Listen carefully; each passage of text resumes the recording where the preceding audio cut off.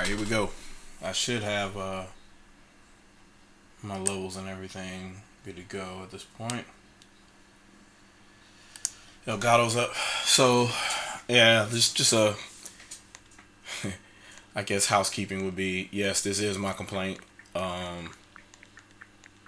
That's not it for me. I shouldn't have to scroll to get to what games I'm playing or go to this menu here and just go through all of this crud to get to the game that I want to play. Like that makes no sense. Hopefully, Nintendo might do an update to where they could change this, because this is not a big change. This is, all of these games are still on the home menu. They're just in this format, and all they would have to do is put maybe these first two rows as pointers on the front menu, and that does it for me. So, yeah, I see VC's in the chat. What's up, man? He's saying they probably need folders. Yeah, that's what the Wii U had, and the DS and Wii before it. So that looks like the way to go. But yeah, I'm gonna dive into this, and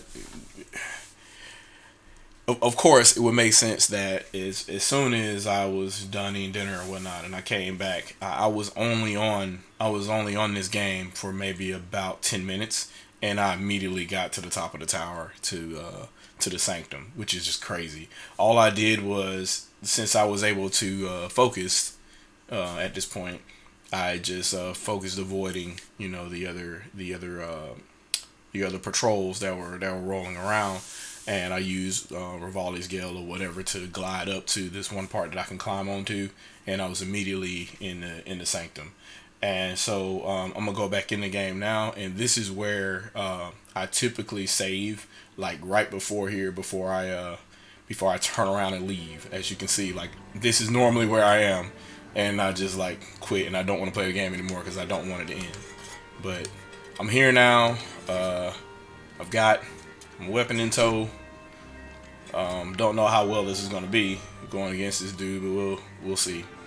So as I run through this, I guess we'll talk in chat. But this is my first time doing this, so bear with me. And yeah, we'll see what happens.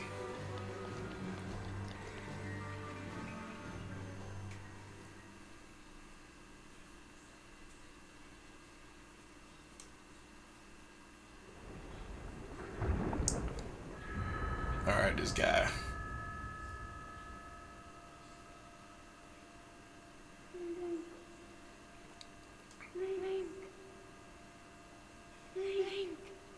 Her voice killing me.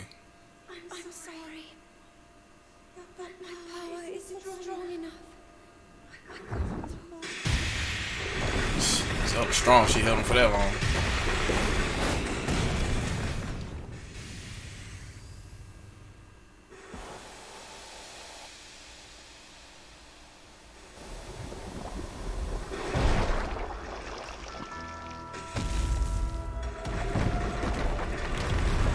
That's a big dude.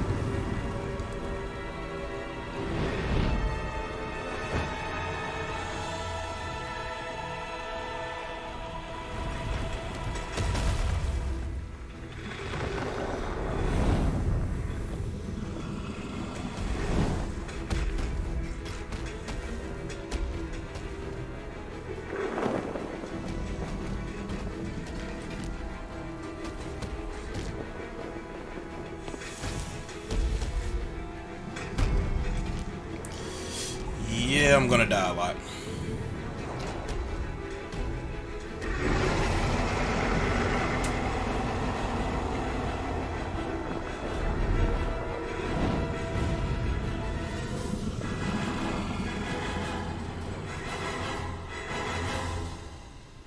Now my moment has finally come. Brace yourself, Ganon, for the sting of my revenge! Oh, this is where they all combine, I guess, to hold him at bay so I can hit him.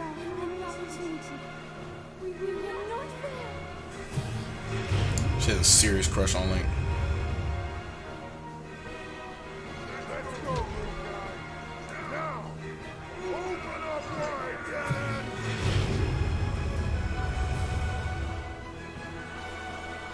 100 years in the making.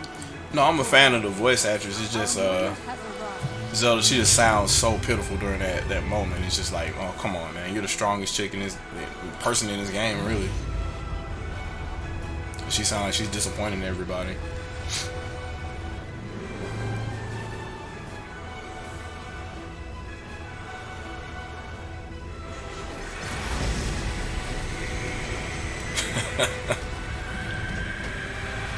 The Hammer of Dawn.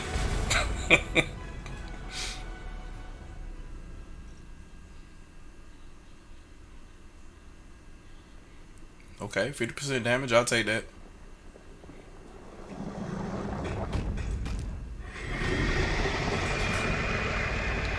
Rivali is Falco. I will say that.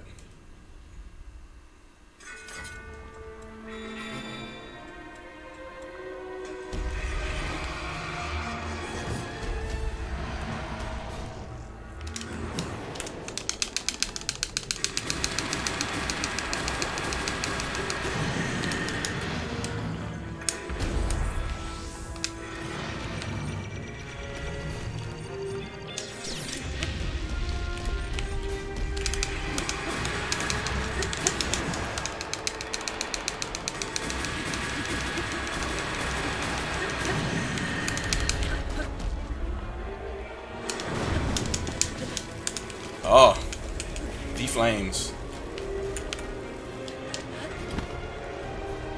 Come on, go up. Oh well.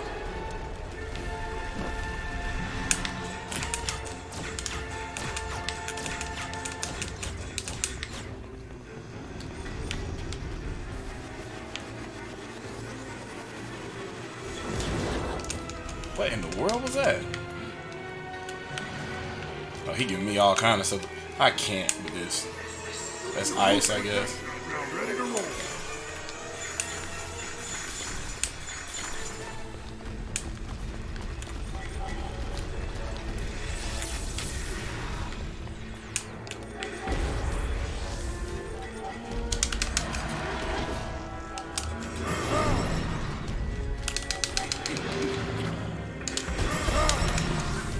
Well, I needed that, but okay.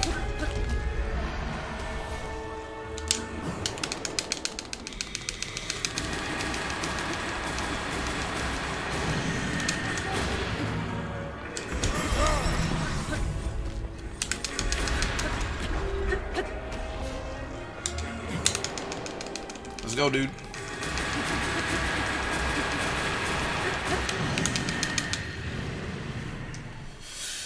Now I'm pissed them off.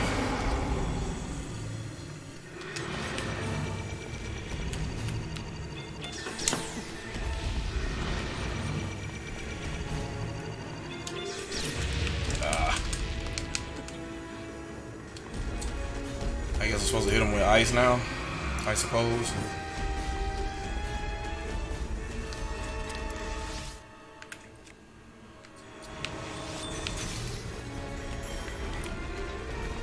Inopportune time for my bow to fail.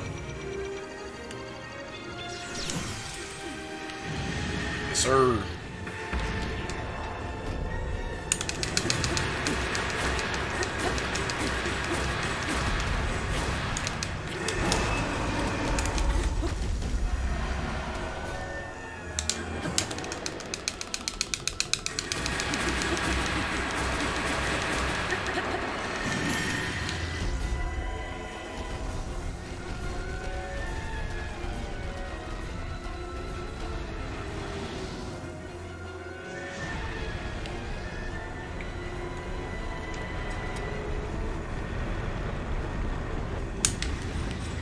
Nuclear bombs and whatnot.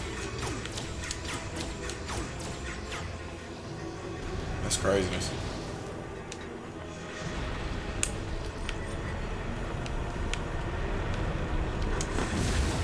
Whew.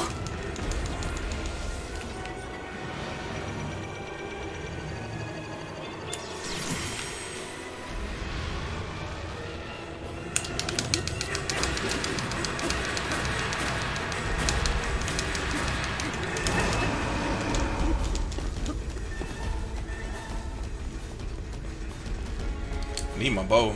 but I don't know. Let's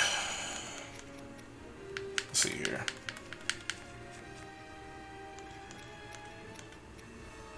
It's a royal bow. I don't remember what I had before. Yeah, royal bow. Ancient bow is about dead, so durability up. Quick shot.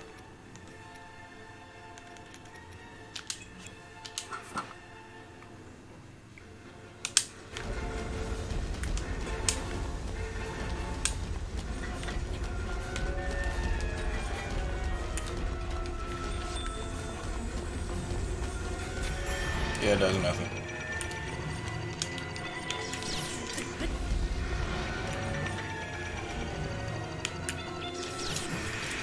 Wow, that hurt.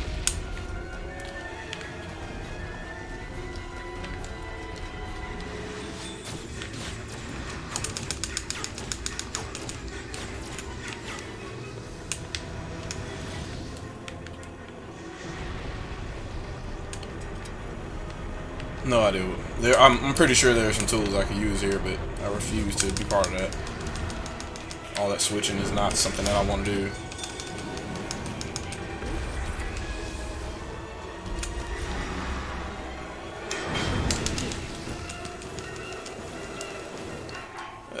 What I want to do to kill him. Let's see. I guess it seems like I have a lot of work to do, but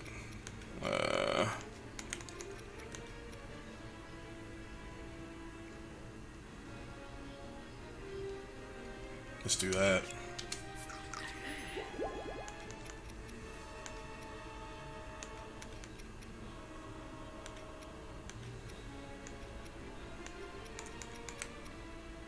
And do it twice, why not?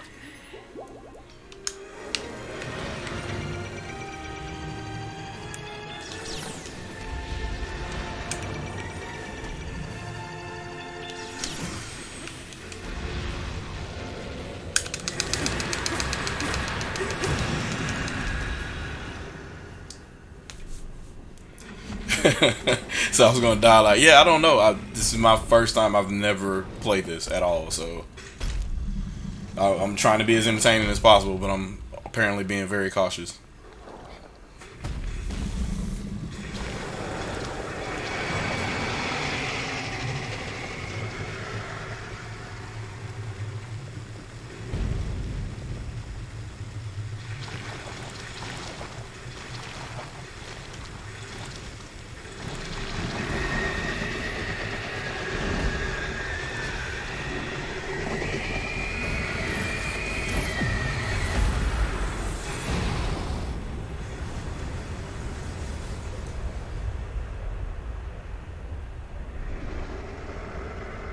Yeah, I know that wasn't the only phase. Can't be.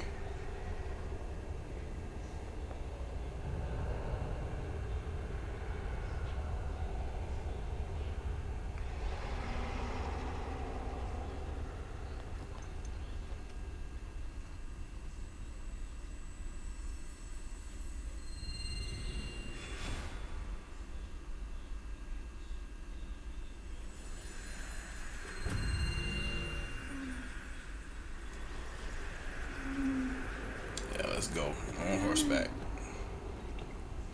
Ganon was born with a dark past. He is a pure embodiment of the ancient evil that is reborn time and time again.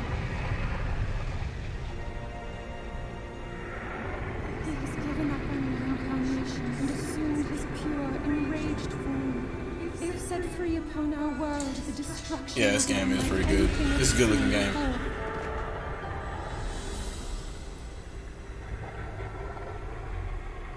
So, can I mount this horse real quick?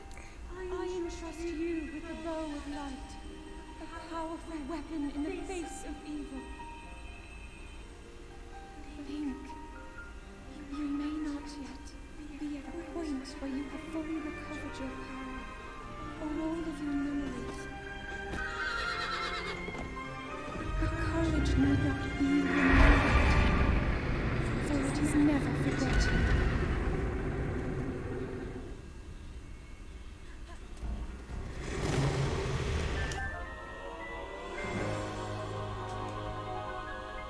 Okay.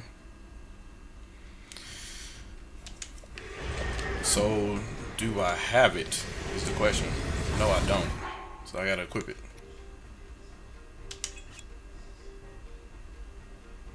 And I guess I have infinite arrows? I'm guessing? Yep.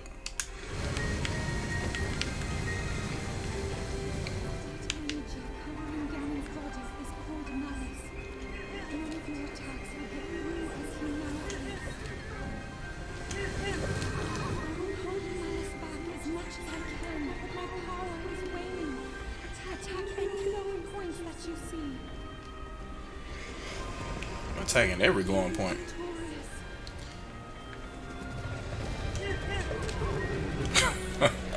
My horse is stubborn as hell.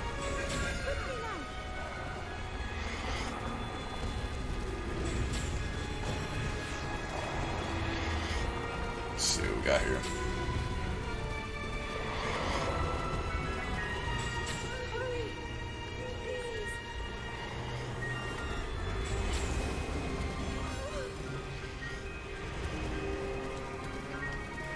Girl, you have to come stronger than that.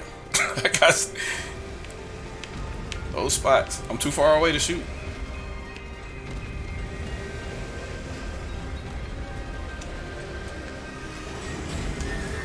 Hold back the malice again. I'm holding back the malice.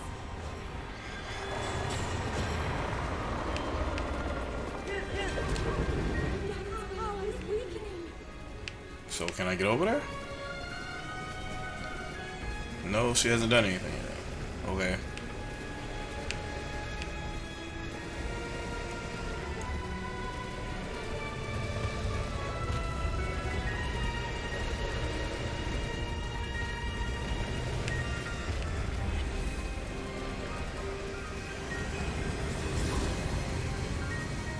Aim for a glowing area.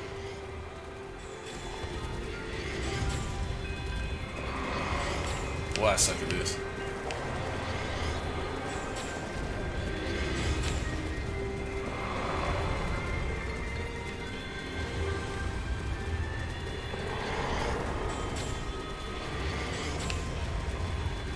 If I can get the horse to turn around, I'll be alright.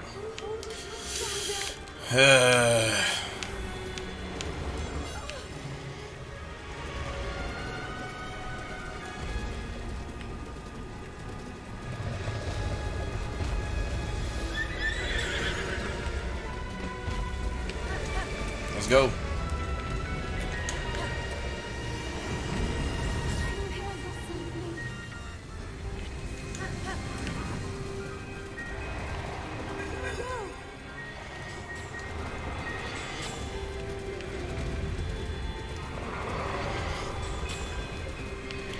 It's just hard to turn and aim riding this horse. I'm trying not to fall off and whatnot.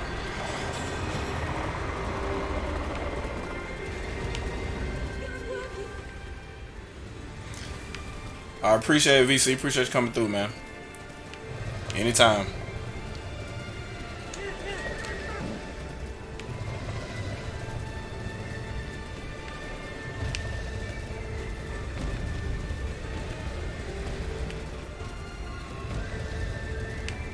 Zelda need to come on through. I need that help. Shit. It's on the underside, looks like.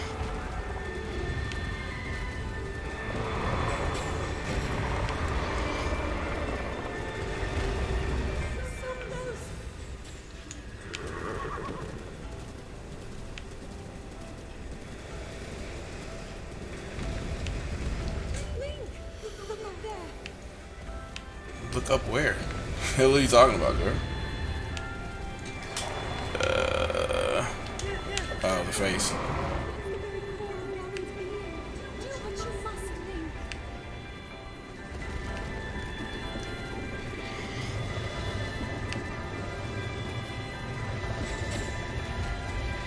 He closed it.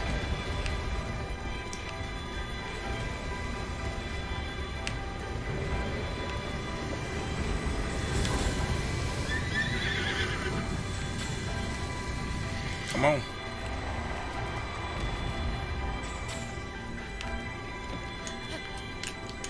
You gotta run, dude.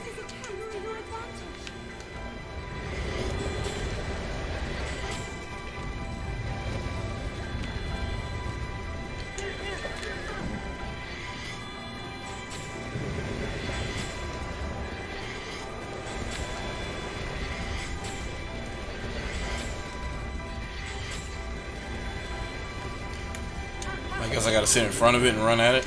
That's what it looks like. Because otherwise it's not gonna stay open.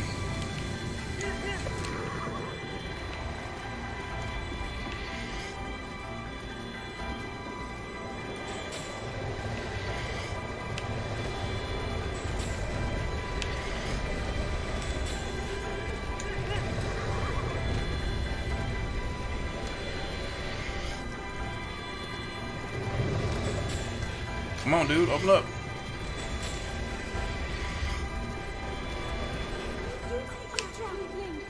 Oh, okay. Well, thank you.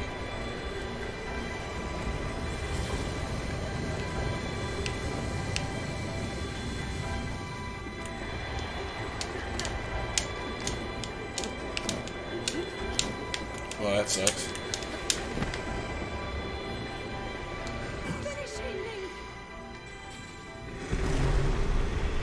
Okay. Interesting.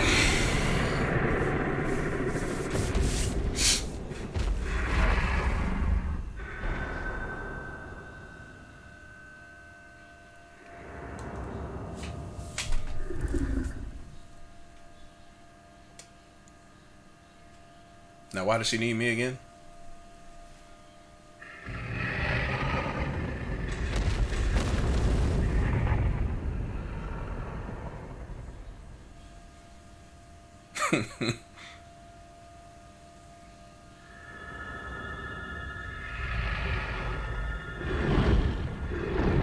It gives you the win. Yeah, but I didn't. There was no way I knew what to do here because I haven't played this game in so long. I wouldn't have picked up on any of the clues.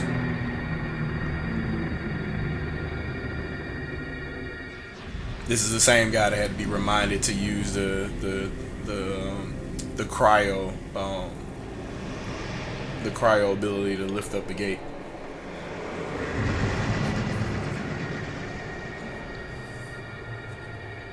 Man, she ain't need me. She about to kill this dude.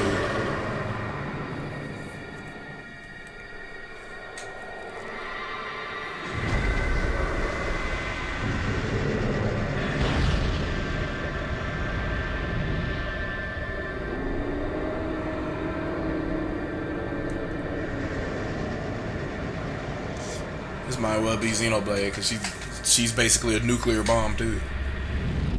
Makes no fucking sense. She didn't need me.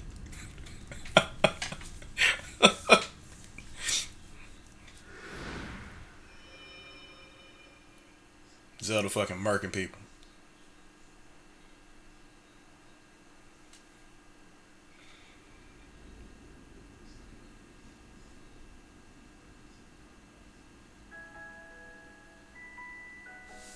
I've been keeping watch over you all this time. I've witnessed your struggles to return to us, as well as your trials in battle.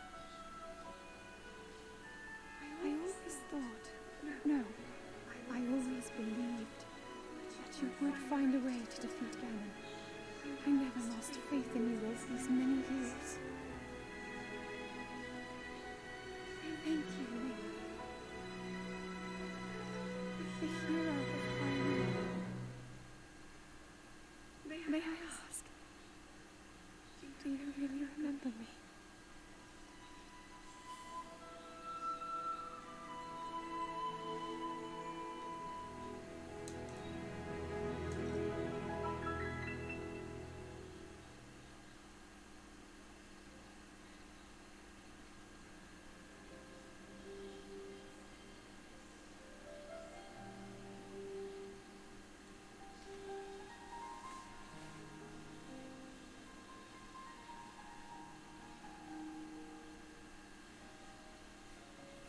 Well, there it is.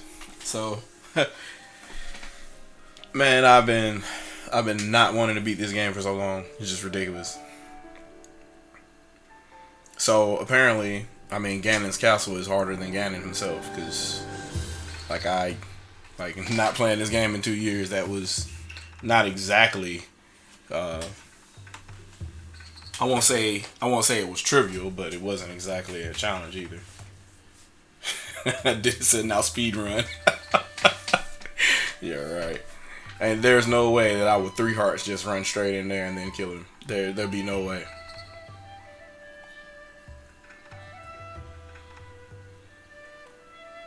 Cause there's no way to I don't think I would be able to do as much damage without the Master Sword when I do my little flurries or whatever. Like, it only took like a couple of maybe 4 attempts at speed at doing my flurries to whittle all of Ganon's health down to get to the last scene.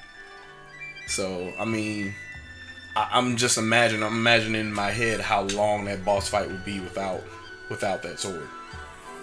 So and you have to worry about the fact that your sword is probably going to break. You need high durability to be able to get through that. So the master mode time. Yeah, well, I did attempt some of the master mode challenges. I guess whatever the trial of the sword, I tried it on EX or master mode or what have you. Yeah, that shit's hard. I mean, you accrue so much damage.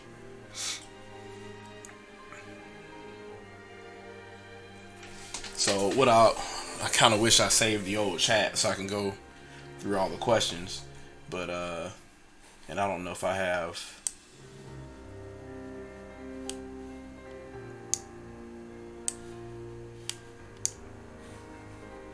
I don't have Let's Switch Games in the chat, but I wanted to tell them thank you for the donation.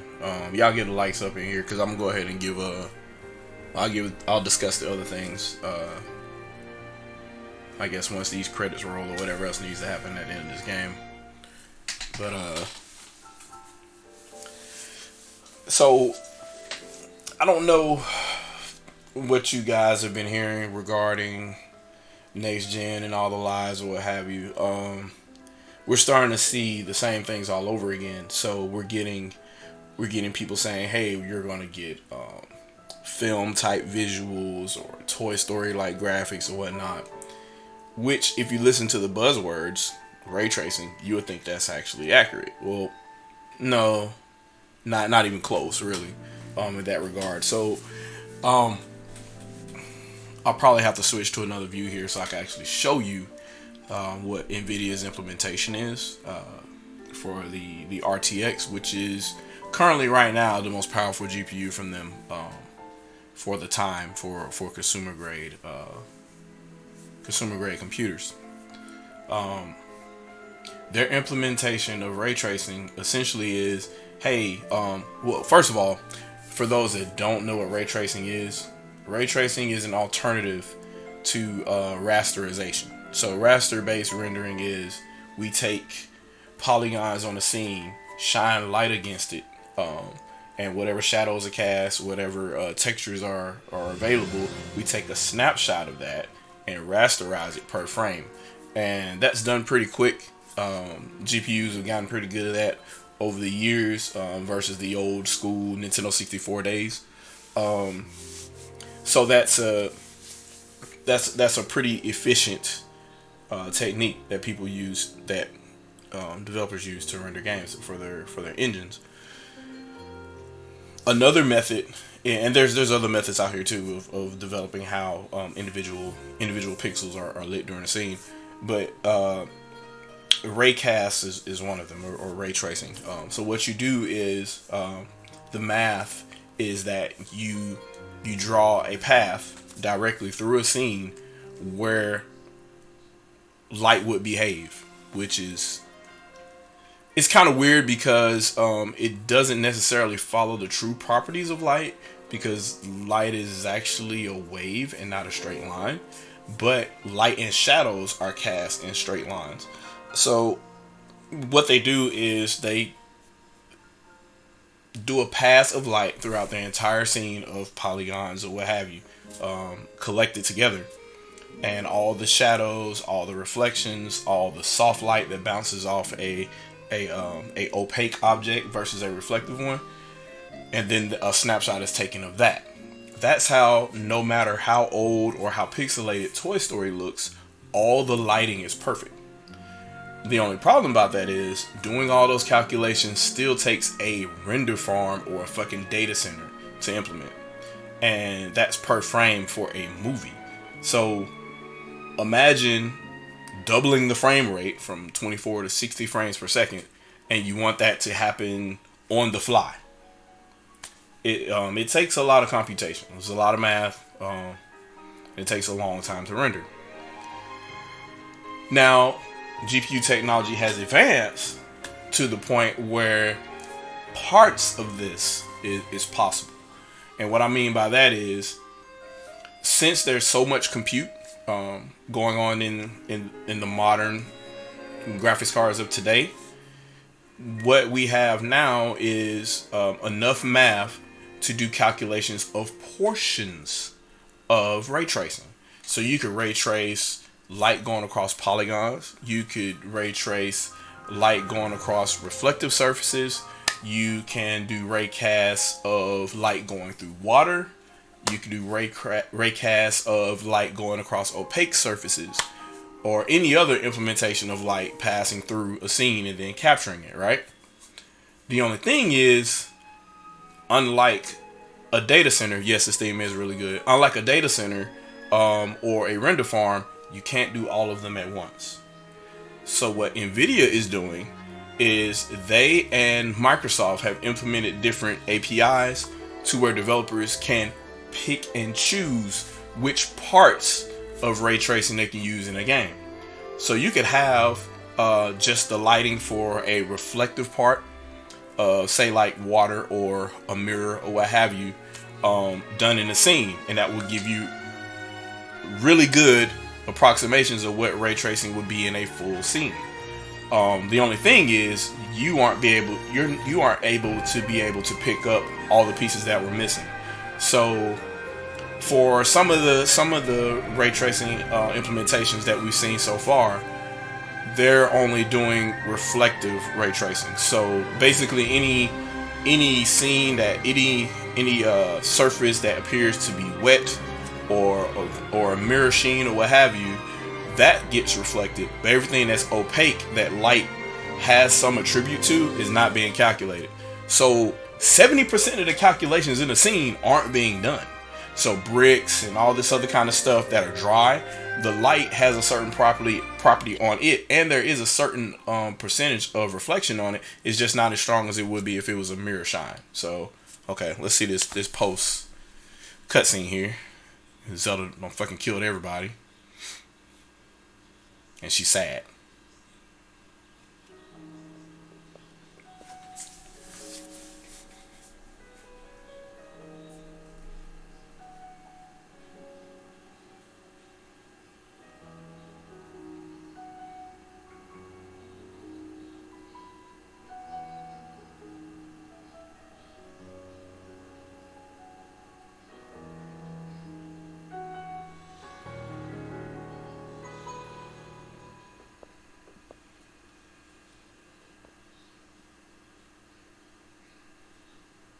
Time to rebuild.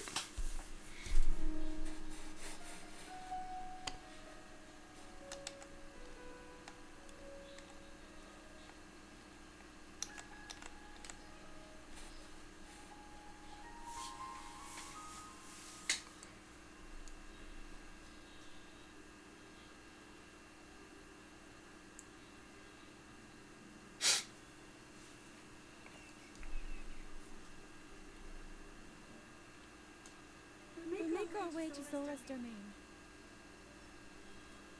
Divine Beast Varuta. Looks like it's stopped working. Let's investigate the situation.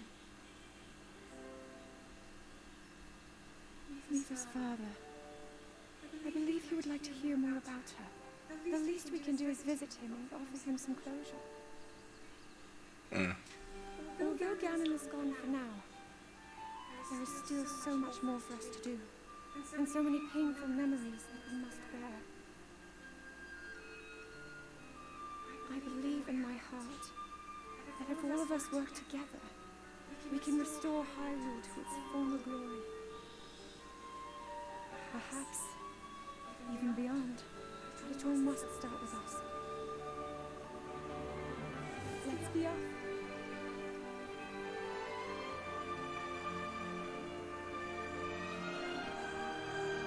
Yeah, 2017, Nintendo was on Team Thick. They was on some crazy shit. I can no longer hear the voice inside the sword. I suppose it would make sense if my power had dwindled over the past 100 years.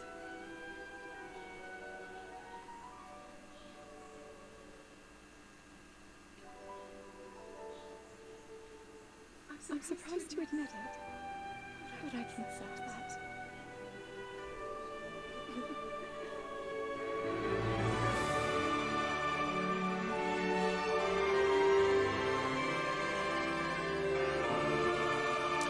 And we have no idea what he tells her.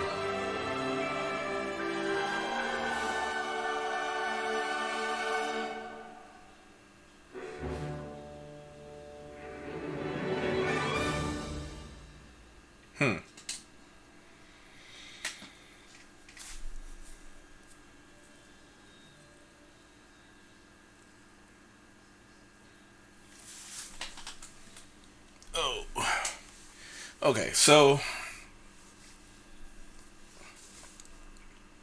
yeah, I guess that's what she was alluding to, Fee. So you said the voice inside the sword was gone. And let's go back to my good old home menu that I hate so much. But yeah, that's kind of the gist here. Is that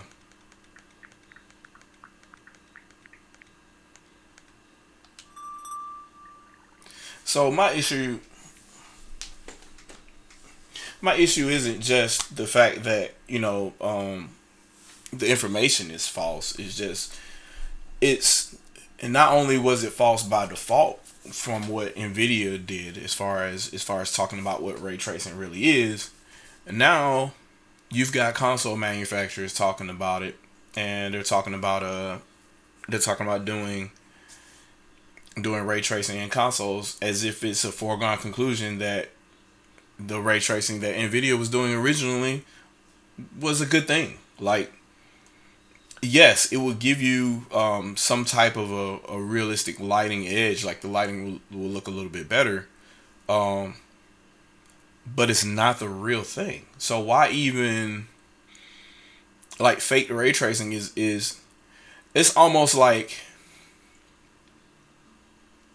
that's like saying anti-aliasing is better than having higher resolution. For those that do not know, all anti-aliasing is doing is sampling, either multiplying or dividing, super sampling what your current resolution is, upscaling it internally, and then taking those redefined edges and making them appear to be less aliased from a higher resolution. That's literally all you're doing. If you're playing 720p and you turn on anti-aliasing, you're then pretending that the render is 1080p or higher, and the less aliasing that you get from 1080p or higher is now being produced under 720p to smooth those lines. That's literally the definition of what anti-aliasing is. That's how the sampling is done to produce that post-processing effect. And you don't even need that post-processing effect if the resolution itself was already at the higher resolution to begin with.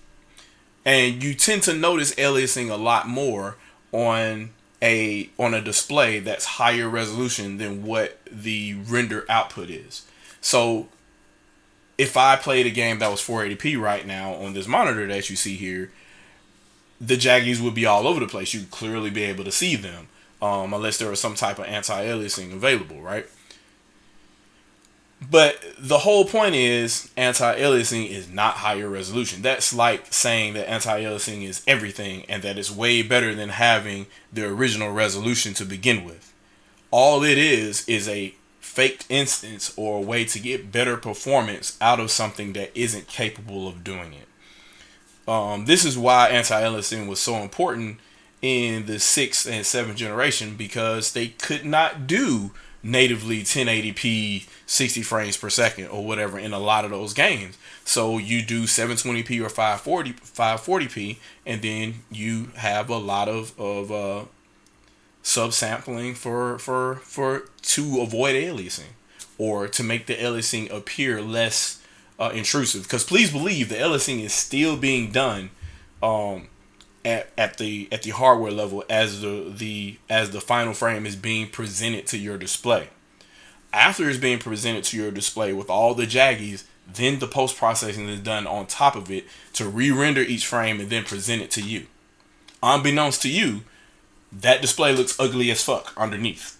You're just giving the anti-alias presentation of that entire frame. The ugly is still underneath. So what I don't get is that, the true answer for that would be, okay, this shit needs to be rendered in 1080p back then in, the 7th generation.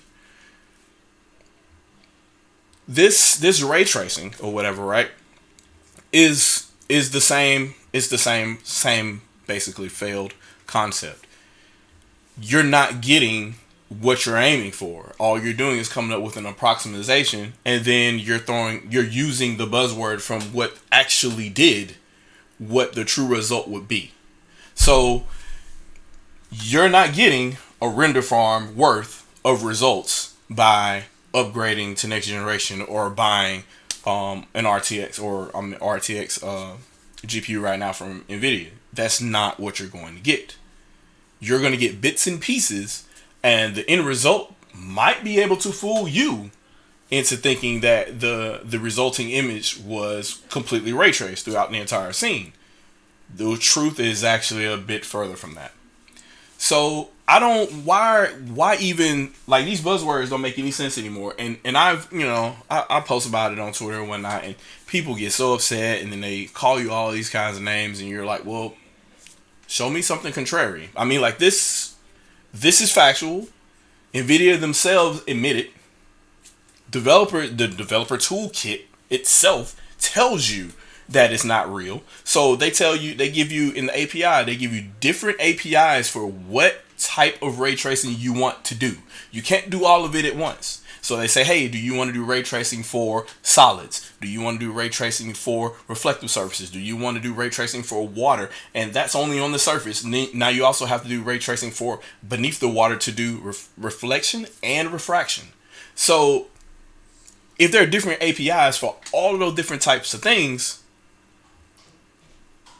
doesn't that mean that they have to pick and choose? Like, there's no API for all of them that just says ray tracing, go.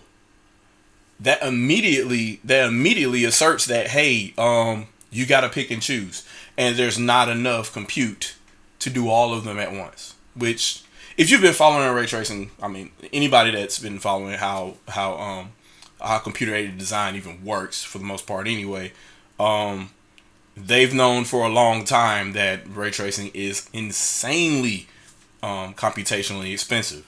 So not just on the compute side, on the GPU side of things, but also on the CPU side of things. You have to be able to interpret this information as all this extra math comes in from where all these raycasts are coming from each scene. So that's just part of the issue. It is so frustrating to me because, as video gamers, you would figure that if we're going to be such graphics whores, if you will, we would know how these graphics are being displayed to us in the first place. I mean, I got people here that, they argue me into the ground talking about what graphics are better and whatnot, and then I just say, well, how many pixels per frame are we getting here? How much memory bandwidth is that going to be? And I get fucking crickets. So I'm like, I mean, y'all just fake, man. Y'all fake tech heads. Y'all don't even know how you're getting what you're seeing. So, the average bandwidth for a 1080p display, you're gonna need anywhere between 10 to 16 megabytes of memory. Not that much, not at all. That explains why certain games on Wii U were able to push 1080p with no problems, i.e. Smash Bros. Or what have you, right? Because there's more than enough super fast memory to be used as a video RAM to display what you need. And although, you know, Wii U had 1 gig of RAM that was insanely slow, if you didn't use that and you use the eDRAM instead and just use the available 1 gig of RAM for auxiliary storage or what have you, or staging other things while the game is loading, and you use the 32 megs for your fast cache, your Z buffer, and all your other draw calls, then the memory's actually waiting on you. So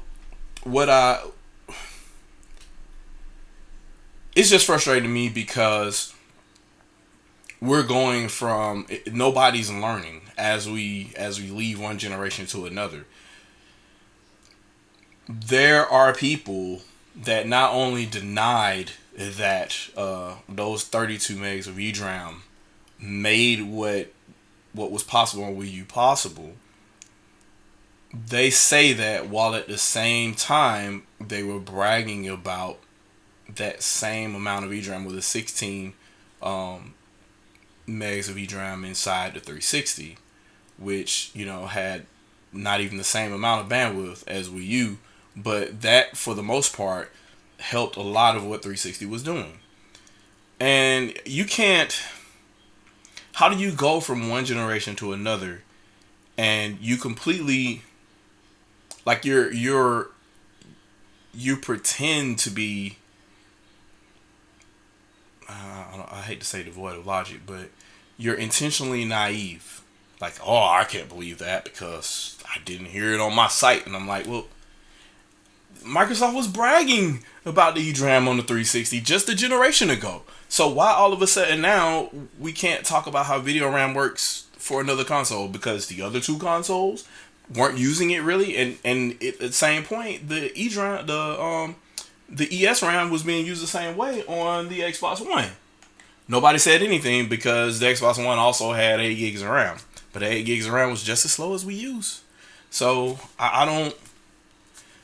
It's just frustrating to me, and so now we have this set of consoles ready to join Nintendo Switch in the 9th generation that are supposedly going to bring these brand new graphics features to us, which are now going to bring the promise that that the Xbox One X and the PlayStation 4 Pro were originally designed to perform on. Like, why? Why? I know why I'm buying a PlayStation 5 and an Xbox Series X.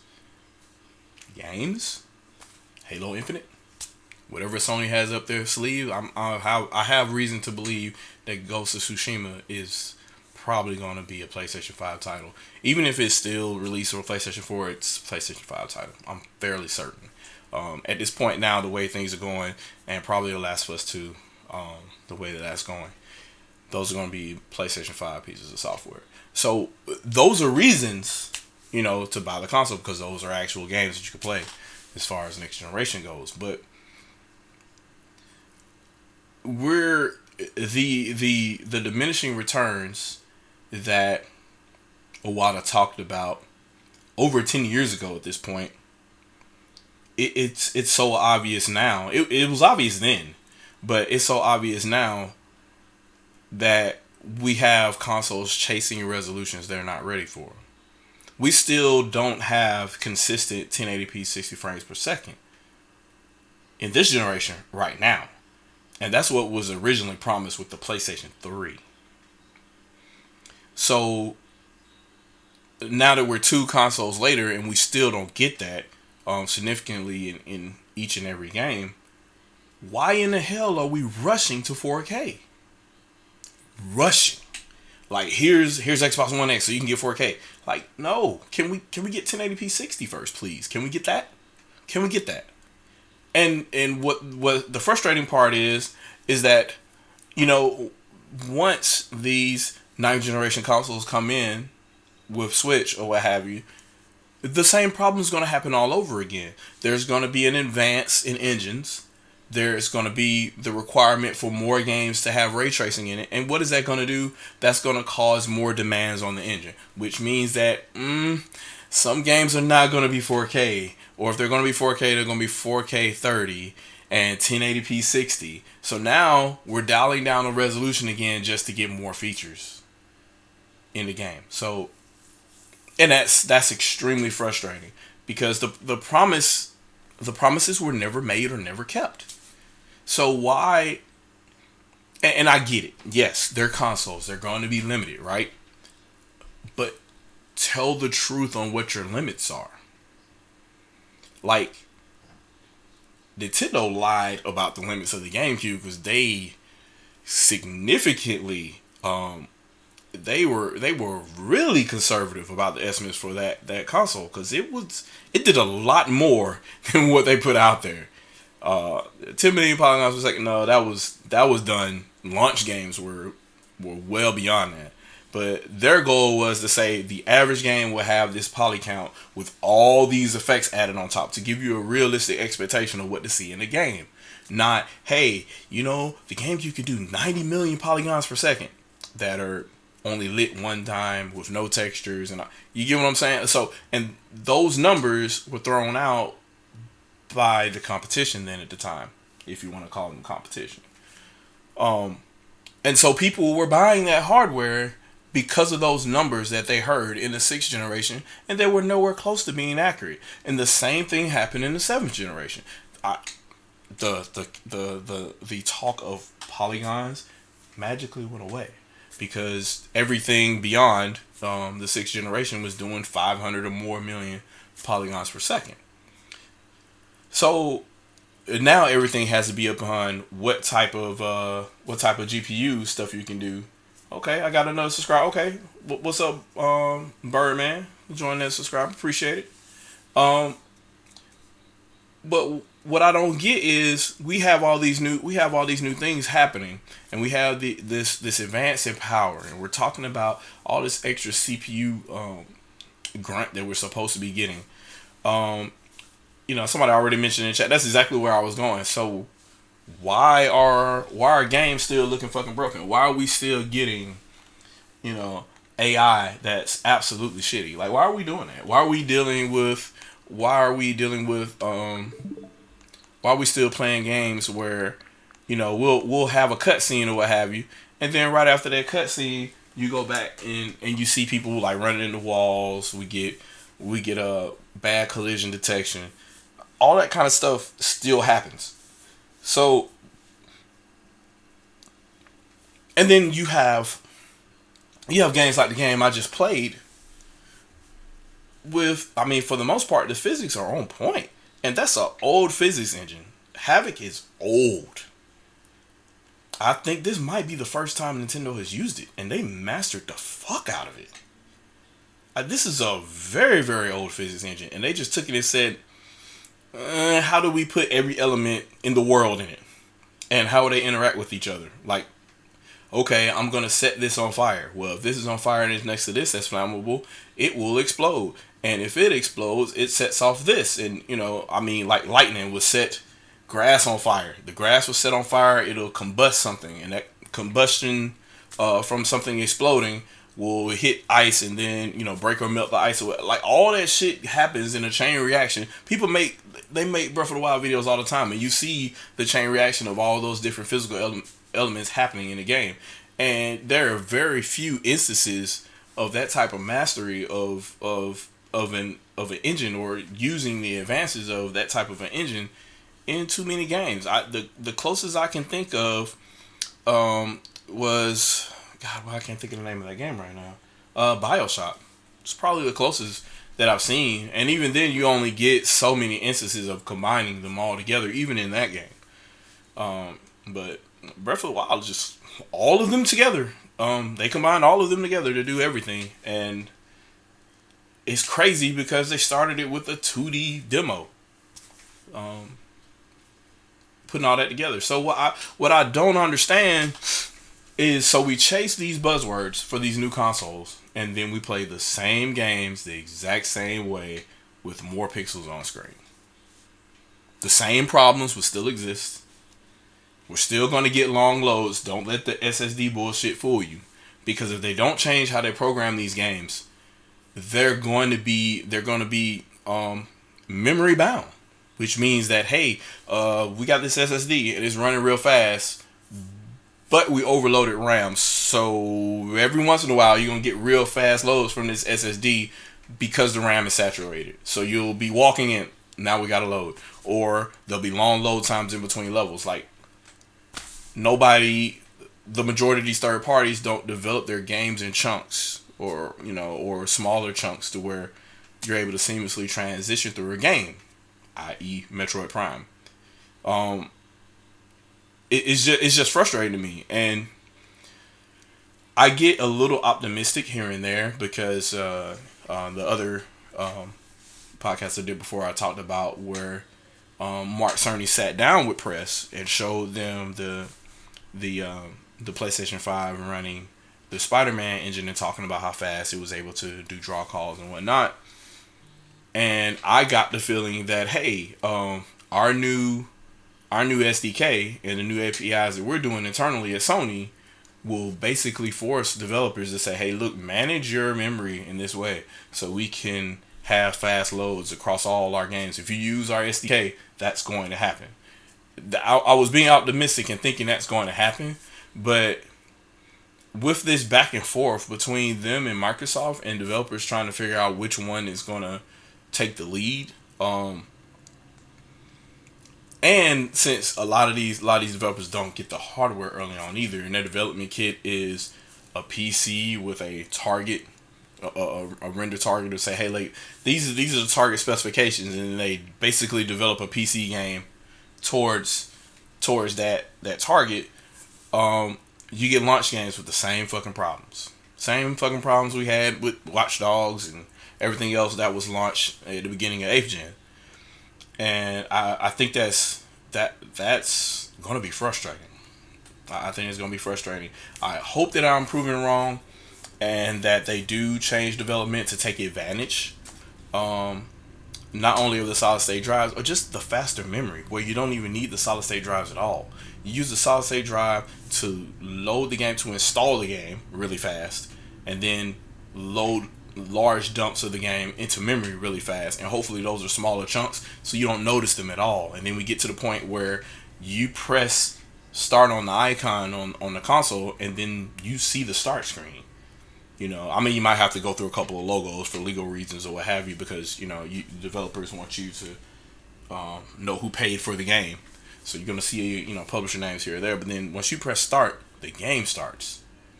You don't have to, you know, go make a sandwich to install your game on, you know, Xbox or PlayStation. You just press start and you'll be able to play. Unlike the last couple of generations, which was, you know, depending on the game, it's frustrating. So I don't know how you guys feel about that. It's just it's funny to me every time I see, you know, people run to these buzzwords like shelter. They run to it like, oh, I must get this new hardware because of this. And then you got other people out here, you probably know who I'm talking about, because such things are being said, then they're like, well, that obviously means Nintendo needs to develop new hardware because this competition's coming in. Oh my God, what are they going to do? I knew as soon as Dr. Trey dropped the video yesterday, I knew what his answer was going to be. Games. And that's what it's going to be. It's what it always has been. So, Nintendo isn't worried about these motherfuckers. They're not. They're not. I mean, they just launched this console. It's selling well. They're going to continue to make that sell well. That is pure profit. Like, why would they not? I mean, they're still selling them at $300 2 years later. So at this point, it would be idiotic of them to not take advantage of this while they can. And as soon as they start to see sales taper off or whatever, then cut the price to bring the sales back up again or whatever, and you continue to have a profitable generation until it's time, you know, 2021, 2022, 2023, or whatever, for them to release whatever the next generation of hardware would be, generation 10 of hardware. And yeah, and then Sony and Microsoft will have to chase Nintendo again. So, go figure. And then, then it said third parties won't care to take advantage of these systems. Yes, and so that's my other thing. So, and I mentioned this before too. I said, so y'all worry about these specs so much, right? And yeah, the specifications for these two new consoles, and one is supposed to be 12 terabytes, the other one is 9 terabytes, whatever, right? Why do you care about these specifications so much if all you're going to do is play third-party games on them? Because they're not going to take advantage of any of that shit. If you really want all this hardware to be taken advantage of, then you're talking about first-party games.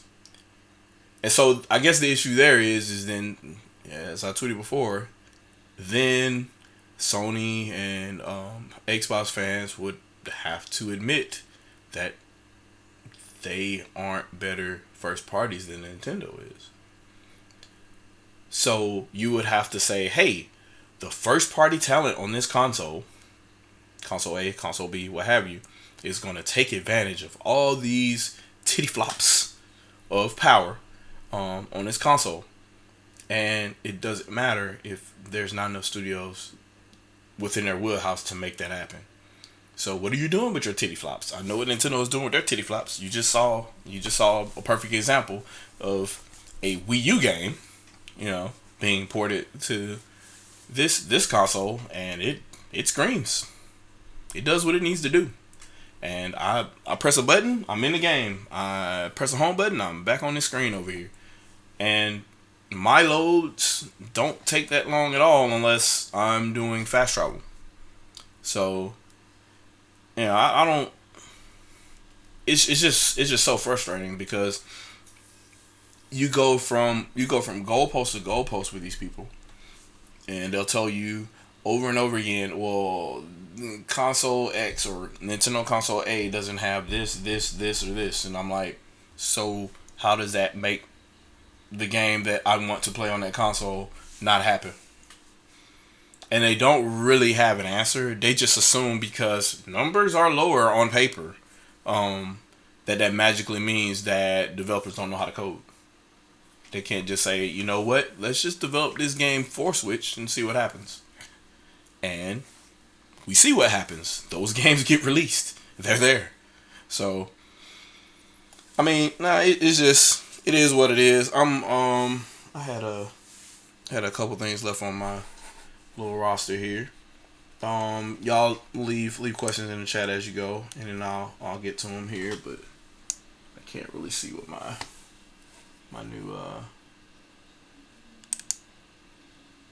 see what my dash says. Anyways, yep. Get the likes up. Appreciate the comments in the chat. Yeah, Digital Foundry keep hyping fake ray tracing. Yes, this is true. Appreciate y'all.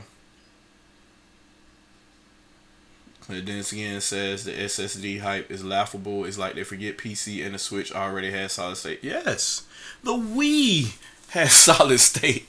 Has solid state flash in it. I mean, obviously it was slower than what you see now. But having solid state doesn't magically mean that your returns are going to be that much faster. It just means that, hey, the drive that you store all these games on now, not only is it going to be more expensive to store these games on now, they're going to load a little bit quicker. They're going to install a little bit quicker. Maybe. But the game itself and load times within the game, that's going to be determined by RAM. Because games don't run off of SSDs. They run in RAM. The game program runs in RAM. That hasn't changed because games are computer applications. Computer applications run in memory. They don't run off drives. And if they ran off drives, they'd be slow as fuck. A simple analogy of this is take a RAM stick out of your computer and then assign the amount of RAM that you missed from your computer. I'm going to assume you're using Windows here. Assign that as virtual memory, and create your own virtual memory from your hard drive. Create a new partition. Create a virtual memory partition. So say you have 16 gigs of RAM in your system, right? Take an 8 gig partition. Take the 8 gig stick out of your system, so you now have 8 gigs of RAM. And then use your hard drive. Even if it's solid state, use your solid state hard drive 8 gig partition as virtual memory. And notice the difference in performance. It'll be night and day. And to assume that a drive is magically going to take the place of what normally houses a computer application is laughable. It just is laughable. And so I got guys out here just talking about the bandwidth of solid state drives and whatnot, and you're talking 4 gigabytes per second and whatnot. RAM is significantly faster than that. The slowest RAM this generation is DDR3, and that's 25 gigabytes per second. So you're talking this console right here, this console that I'm playing on right now. The slowest bandwidth you're gonna get is 12 gigabytes per second as far as memory goes, and that's in the lower end of low power, 11 watts, whatever it's in your hand type RAM. As soon as you clock that back up again, it's 25 gigabytes per second. So why even talk about solid state at that point if the RAM that you're storing the game in is significantly faster? How about use the RAM in your game more effectively? And then you have, I talked before, there's 10 to 11 gigabytes per second estimated internal bandwidth for the GameCube GPU. The Flipper LSI was that fast. The eDRAM inside of it was that fast. So, yeah, and that, he's talking about Dreamcast is doing it too. Yes, like, manage your fucking RAM. Why are we even talking about drives at this point? So, certain individuals who swear a Switch Pro needs to come out, they haven't come up with a valid reason yet. We've talked about engines that are obviously supported on Switch. We've talked about the solid state drive I just talked about, and the bandwidth doesn't matter because the bandwidth is slower than the main memory on Switch and Wii U even. We've talked about software that's being used to develop games versus the actual engine that will run on a console. Like, all those things get confused together by YouTubers with way too many followers, and if you don't know what the fuck you're talking about, why in the hell are you making these videos every week? I just don't get it. I really don't get it.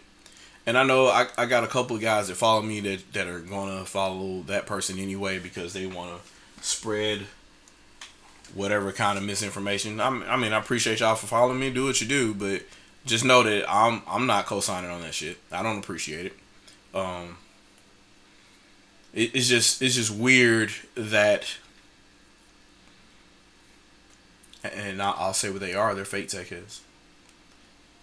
They'll get together on podcasts and talk about this all the time as if they know what they're talking about, and they're no better than what IGN was doing 6-7 years ago, and even before that.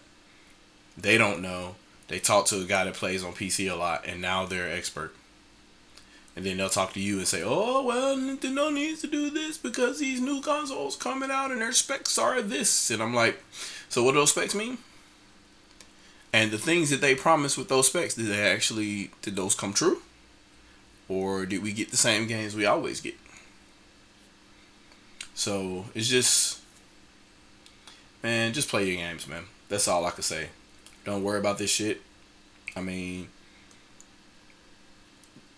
What gets games to come is you buying games.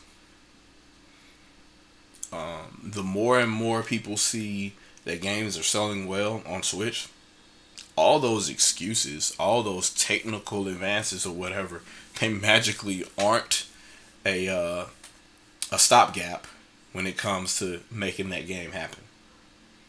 I mean, you have to look no further than the fact that game engines that for whatever reason could not work on Wii U now magically work on Switch.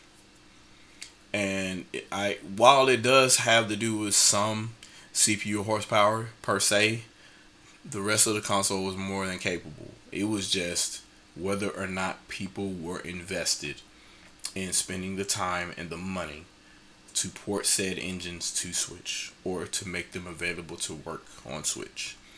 And they're more vested in this console than they ever were with Wii U. So the excuses really aren't there. What exactly can Take-Two tell you to say that Grand Theft Auto can't be possible on Switch?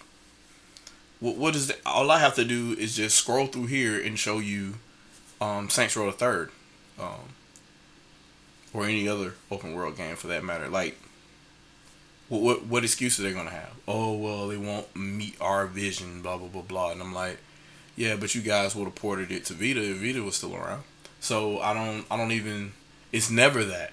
It's never that. You got games that, you know, at the time Warner Brothers didn't want to port to Nintendo hardware, and then they ported the shit to the fucking iPhone. So it never was about the hardware. Never. It's all about opportunity and can you make money. That's always what it's been about. Dark Angel Saracita, I guess. The funniest part was maybe him bragging about exclusion based on what you see when it's just Power VR technology, which is available through 3D accelerating card. Yes, so what he's talking about, and yeah, and I already talked about that in a video response to him, and so the suggestion is that, hey, you can make bigger game worlds, and now that the drives are faster, you can start dumping things out of memory as you move throughout the game. And when you turn around in the game, everything that's behind you doesn't have to be rendered, and therefore it doesn't take up space in memory. What that's called is hidden surface removal. That's nothing new. Like, just about every 3D accelerated, or how can I say this? Every GPU or every console with dedicated hardware transforming lighting enabled had this feature built in.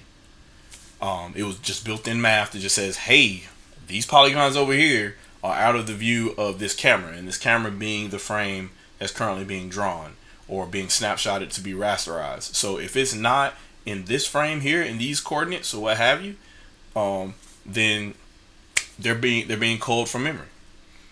So what I don't understand is, like, you got people talking about this like this shit is brand new, and a drive will give you that. Like, what the fuck are you talking about? Like, that shit's built into GPUs. Like, it doesn't make any sense to me. And lo and behold, you know, you take expert people asking him questions and shit. He's doing live streams in the dark, and I'm like, bro, you don't know what you're talking about. But it is what it is.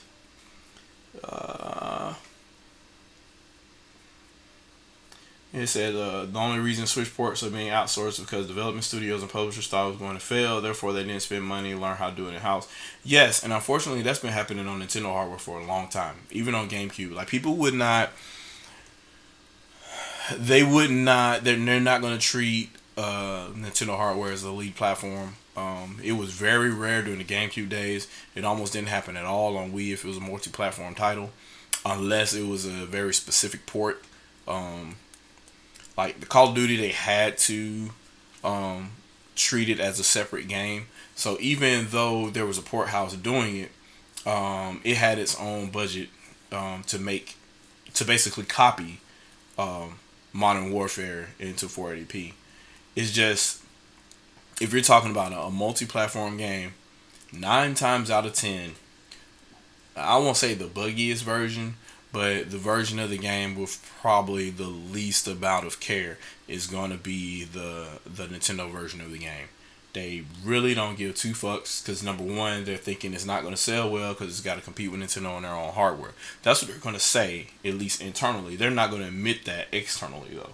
That's the other thing. They'll just say, hey, we want this game to be everywhere. We want everybody to play it. But deep down, they know inside they've already done the internal marketing inside to say, look, the chances of us making money back on this port is nil. So let's just go with the least amount of investment as possible. So if in case it does sell decently, we'll at least be in the black on that. And that's the business sense on that, as it is anyway. So if we take 6 guys and give them 6 months to develop a Switch port of a game that otherwise took 2 years on both Xbox One and PlayStation 4, then so be it. That's kind of where they're at on that, and that's kind of frustrating. But that's where we're at right now. So I just don't. It's frustrating, but I'll stop droning on and on about that. What I think will happen, not to be too dark about it, is there'll be some games that come out. There'll probably be some first party games that come out, and there'll be they will try their best to point out specific instances of ray tracing. They'll try their best to have like camera angles and stuff to show different type of light behaviors, show like minor particles in the air or whatnot, to show off that, hey, this implementation of one of the 6 features of ray tracing we've used right here on this part of this scene. Obviously, it won't have shit to do with gameplay. It'll probably be you moving from one scene to another before you go to where you're going to go shoot some shit. And they'll show like light off in the distance and it cascading and trying to show off the graphics. And I guarantee you that'll be in a playable demo, or that'll be in a controlled demo in front of a stage to show you this console, or in their direct copy or whatever, their copy of the Nintendo Direct. They'll show you that just so you can be like, oh god, look at these extra God rays, because these God rays are better than the God rays that were on the Xbox One or what have you. And they'll show that, as your detail, what have you, and people will jump for that. And the majority of the games that come out after that won't use any of that shit at all. They'll port their engine from 8th generation to the 9th generation hardware, and that'll be that. They may add some effects here and there, but it's not going to be anything that's going to be night and day. And the same type of game engines will still exist. We'll still have the existing Call of Duty engine, which is old as time at this point. We'll still have the existing Grand Theft Auto engine, which is old as time at this point. And those two engines will work independently of each other, and there'll be multiple types of games coming out. Ubisoft will have their own engines out, and they'll do whatever, and they'll all look and play the same. Like, you'll sit down in front of a game and there will be nothing drastically different that you'll be able to do in the game. There'll be nothing drastically different as far as control is concerned, as far as the behavior of NPCs in the game. None of that stuff will change. It'll just be more pixels on screen, more variety of colors, and it'll usually be when the camera points it to you. It'll just be like, hey, look at this. You bought this console for this, and it's not playable. That's what you're going to see. That's my realistic view of it. My optimistic view was what I said before regarding Mark Cerny, and they actually do change how they're going to develop their games. But I hate to say it, but I'm a skeptic and a cynic. So, and unfortunately, the skeptic and the cynic has been right for about 3 generations now. So, I mean, they're just selling software, man. They're just selling software, and they're doing what they can because specs are the gimmick. As much as people clowned Wii, at least you could physically feel what the difference was. At least when you play with motion control, you could feel what the difference was. At least with Wii U, you could see a physical difference of you playing on more than one screen. These guys just say, these are technical buzzwords, and therefore go buy this hardware. Oh, also, it may not be in every game. Oh, and also, it won't change how you play your game. It'll just look prettier. That is the very definition of a gimmick. The very definition of a gimmick. Nothing changes about the software but how it looks. And we tell you how it looks by giving you this buzzword, this buzzword, this buzzword, this buzzword, and this buzzword. You don't have to know what they mean or how they work. Just know that they're there. They're checkboxes. And we told you, so go buy it. It's where we sit. So, it is what it is. For those of y'all just came in, y'all miss Zelda basically beating the game herself. I kind of had a feeling that that's what was going to happen. That was my first time even seeing the ending. Really, I saw like a little bits and pieces of the boss battle before, but I it's a little bit different when you're playing it. So, you know, I walk in there for the first time and I'm playing this. I'm like, oh, okay, this is great. And then I get to the end of the game and I'm like, Zelda did everything. She didn't need me. It's like, I'm definitely afraid of that woman now. She is strong. So, JB, what's going on? You representing NY. Okay, good job. Good job up in the chat. Keep it strong. We got some East Coast representation up in here. I appreciate it. Y'all get the lights up, by the way. And keep it going strong. If you guys got questions, go ahead and put them in, because I'm right at about an hour and 30 minutes at this point. So I'm gonna go ahead and I'm trying to bring this to the close. This part 2 of ShadowCast 37. So it'll be about 3 hours total, I guess, between part 1 and part 2 of this. But yeah, y'all just send me what y'all need, and then I'll answer those questions as we go here. But I got a couple more comments here on the phone here I think I wanted to address. And Happy New Year, everybody, by the way. I figure I'll go ahead and get that.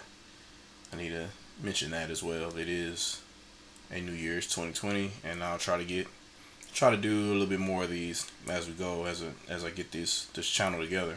Because YouTube is crazy. Let me look in my ShadowCast notes here. So,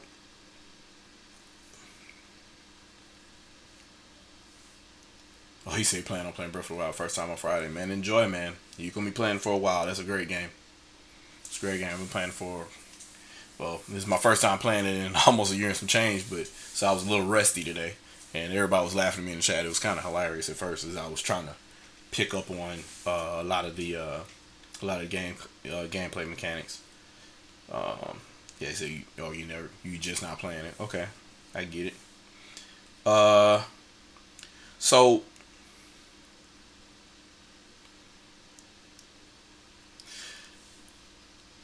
there's been a lot of talk about like Wii U Legacy and stuff, and I really don't want to talk about that here, because all I've done for like the past couple of months, especially on Twitter, is talk about Wii U, because people keep fucking shitting on it, and I don't know why.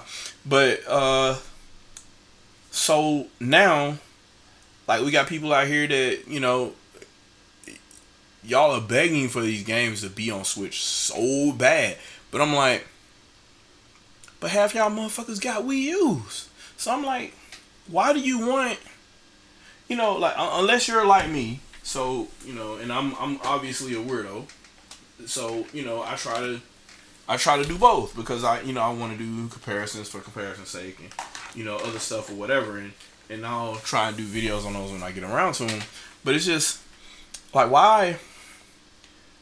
It just sounds like you want to buy the games twice, unless you never bought them on Wii U, which to me, like, that's kind of weird to me, because I'm wondering, like, this game was available for that platform, and you know, when Wii U started, you know, tailing off towards the beginning of Switch, games got really cheap for Wii U, so price wasn't an issue either.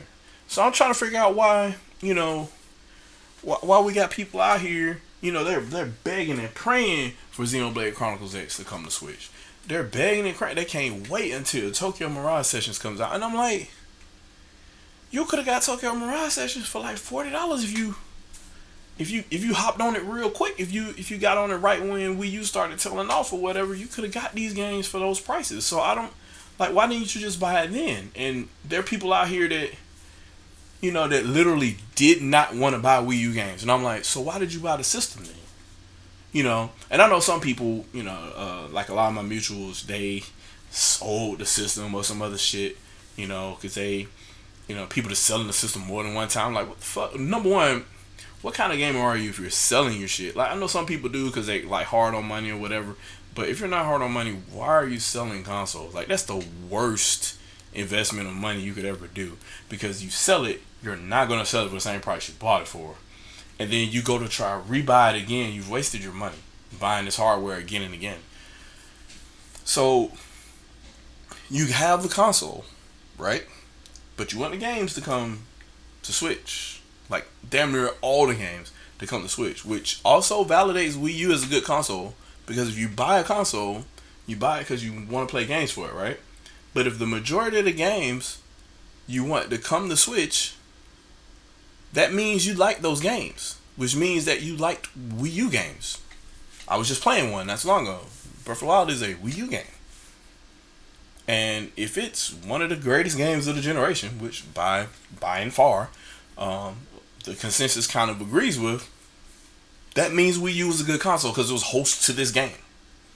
But, like, me saying what I just said offends so many people just by me saying it. And, like, why? Is it because Wii U was unpopular? Is it because it wasn't Googled that much? Is it because the cool kids didn't talk about it? Is it because IGN showed so disdain for it for 5+ years, to include the year before it was launched? Just maybe. I'm just kind of, the wheels are kind of turning here, because none of that shit was happening with Switch, even though IGN and everybody else, they tried to do the same thing with Switch, but it couldn't because so many people bought it, right? The press tried the same games and they didn't work this time. But if the press convinced you to say Wii U sucked, then they should have convinced you to say Switch sucks. Remember, it had the same 32 gigs of flash storage, which people like Review Tech USA said, oh, this console is going to fail. Right? And then they found out the same things they should have found out with Wii U. You can expand the storage. Also, games aren't as big on Switch, just like they aren't as big on Wii U. Or you could play them directly off the media without having to install the game. That's another big thing that nobody wanted to talk about with regards to storage. But it's just funny to me how you are such a big fan of these games going to another platform, and you own the platform that they originally launched on, and you either didn't buy those games or you want to buy them again and completely ignore the fact that it happened on Wii U. Like, why? Why is that the story? So, and there's an inverse to this whole story too, where you got people that think that because other people are playing the game and these ports happen from Wii U to Switch, that somehow hurts Wii U. Not necessarily. The people that have Wii U should buy those games for Wii U and then enjoy that console. Yes, they should. They should.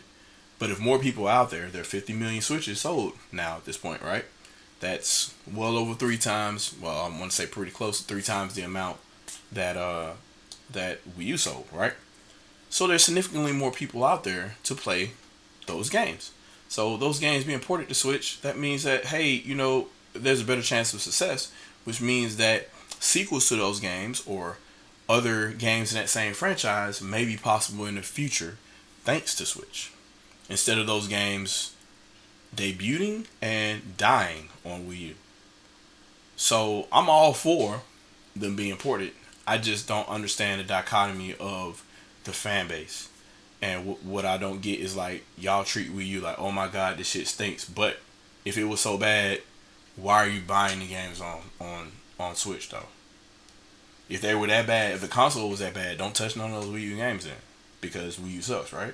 So if Wii U sucks, don't buy none of the motherfuckers for Switch. Don't do it, because that console was bad. And if that console was bad, that means the games were bad. There was no reason to buy the console, even though you bought the console. You know what I'm saying? It's hilarious. So Dennis says Xenoblade Chronicles X is worth full price Wii U right now. Yeah, and but that's my fanboy talking, because I love Xenoblade Chronicles X. That's one of my favorite RPGs of all time. So, what did he say? JB said he was responding to my Twitter post of that. Yeah, it's just crazy, man. It's crazy. I don't get the back and forth with it. It's just the hugest double standard. It's very, very funny. It doesn't add up in any way. And when you have the conversation on it, just go, you over here defending the Wii U again. You just gotta do it. I'm like, okay. I mean, that's fine, well and good. And then, so when I don't defend the Wii U, right? And then I start talking about Switch, and I start talking about the network infrastructure. Now you're a Wii U fan. Now, oh, well, Wii U gave us all that online stuff for free, and now we gotta pay on Switch. That's bad, because I don't get this feature, this feature, this feature, and this feature. I'm like, that to pay for online means you're paying for the console to be online, right? You're paying to connect to a DNS server somewhere to authenticate your name, to log on to an authentication server to say, hey, look, my Nintendo account is here. Can I sign in? Can my console sign in to this service? Can I play online in this game, which is pretty much the only thing you paid for Xbox Live at one point in time. You got voice chat or whatever, but that was pretty much it. There was no other social aspects or anything like that to it on the original Xbox. For $20 a year or less, if you opt for a family plan and split across, I don't recommend that, but do what you do. It's your own business.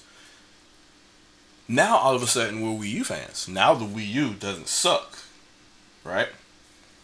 And I had there's a couple of my followers that have been pointing to other videos. They're trying to get me to argue with other people, and I've already had this conversation with other people that are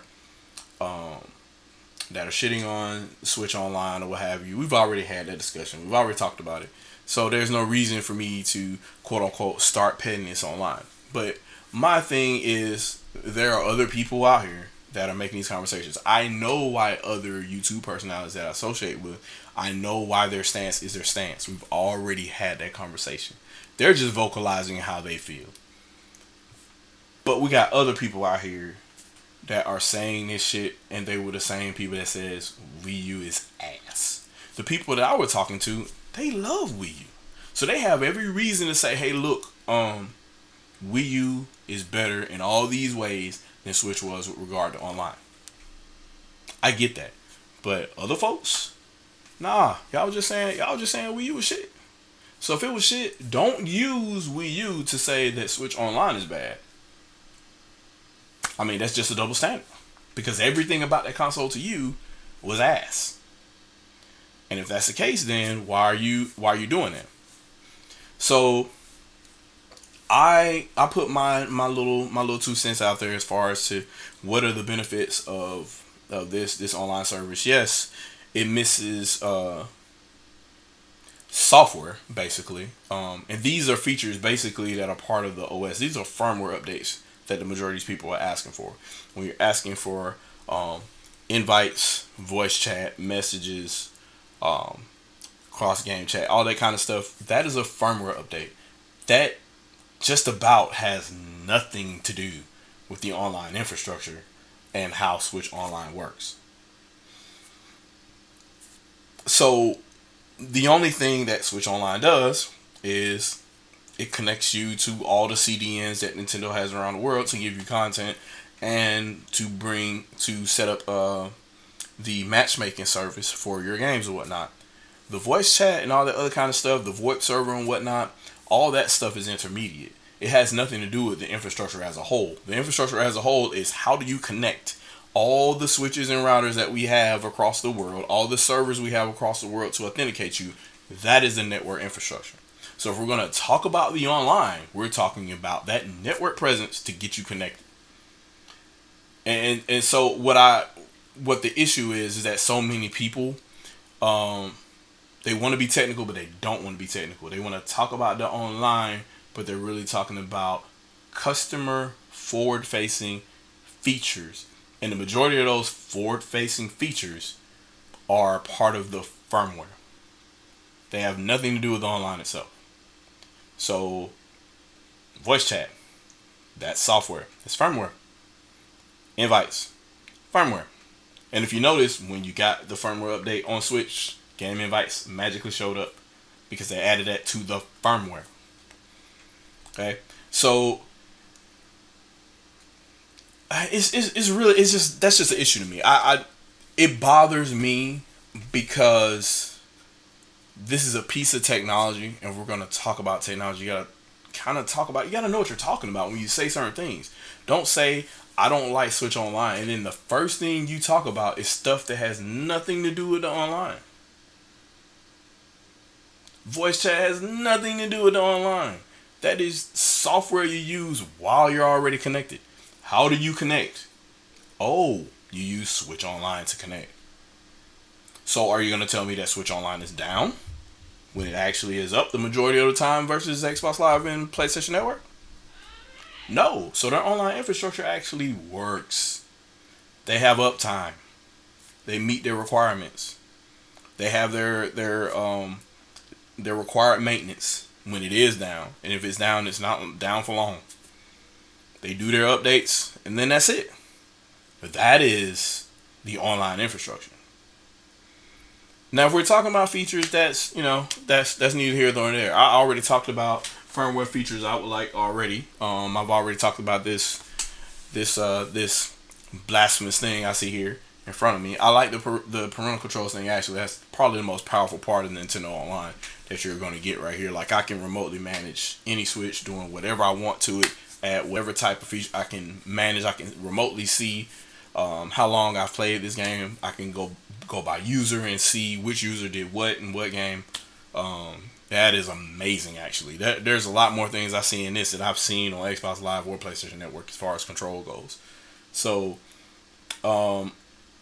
with regards to firmware, like what I see right here is like, no, I don't like these big 4 blocks right here. I would like them to be smaller, like the all software is. But that's software, and that's firmware that's built into the system. Like, how would I sound by saying Nintendo Switch Online sucks because these 4 icons right here aren't the way that I like it? Has nothing to do with the network infrastructure. It's actually a forward-facing software feature, but I'm creating the argument where none exists because this has nothing to do with what I'm complaining about. It's a non sequitur. The two are not related. The only difference is, hey, you're connected online when you use voice chat, but you need the voice chat enabled in the firmware to begin with. It's not something that magically sits online somewhere. It's not a magical feature that as soon as you sign in, you get this stuff. It's got to be on the system itself first. It's software. But that's pretty much all I got right now. I'm done. I'm done, bitch, for tonight. I will probably start another stream pretty soon. I'll let you guys know. ShadowCast or ShadowCast. I'm trying to get my my panel together so we can do our little discussions and whatnot, and we'll discuss other issues. I do need to give my take on the rest of the Game Awards at some point, I guess, in the foreseeable future, and I'll talk in depth about 9th generation hardware now that Sony and Microsoft have finally caught up, and we'll discuss those in in broad general terms in the near future, and I'll talk about some as technical things get announced for both of those two newer systems to join the race. I'll talk more about those and what they mean and what they don't mean. Typically, it's not going to be much, but I could be wrong. So I'll look into whatever comes out, and if it's something significant, then I'll talk about it. And we'll go from there. But in the meantime, I'm gonna call it a wrap now. As Jake Miller said, he said Discord is better than voice chat in the house for the Switch. I mean, Discord is better than all the voice chat solutions on any of the consoles right now. It's clear, it's cross-platform, and it works on anything that has a browser. So, I mean, it's a plus for me. So, but yeah, some people thought that Switch couldn't do voice chat. No, not even a thing. Not even a thing. It's just software built into the console itself. It can be done. Video chat was done on Wii U with less RAM, so I don't even know why that shouldn't even be a thing. That's not even a talking point. So, but I'll go ahead and I'll let this one go. I appreciate you guys coming back for part 2 of this ShadowCast. So that concludes ShadowCast 37. 38 will be announced soon, and I'll do it when I can, and it may or may not have a panel, or it may just be me again yelling at the camera. So appreciate you guys, and as I always say, do you play games to have fun or to impress other people who have stepped in the game?